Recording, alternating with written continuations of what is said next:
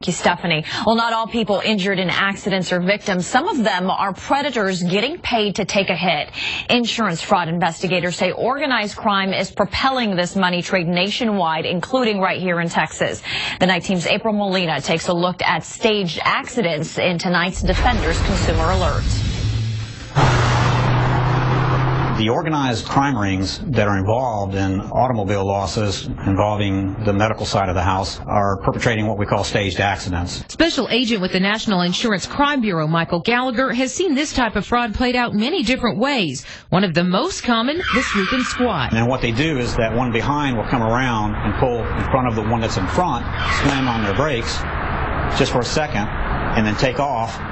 The person that's directly in front of you that's part of that organization slams on their brakes and holds them so that you hit them. They don't just plan how, they also plan who they will target. Mainly mothers with multiple kids in the car, also older drivers. The reason for this is there's an intimidation factor. They can control the scene after it's happened with an elderly person, and they can also do that with a young mother because she's going to be more concerned about her children than anything else.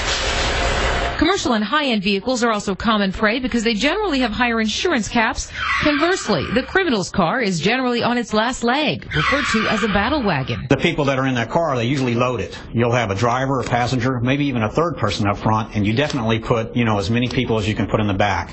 All of them immediately file medical injury claims. Gallagher says what's even more common, filing a claim for an accident that never even happened. They can even do what's called a paper case where an accident never occurred.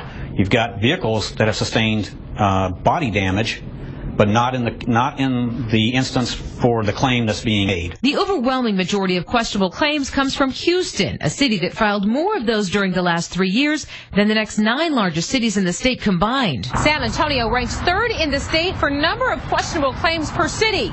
Maybe no more or less is to be expected since San Antonio is the 3rd largest city in the state.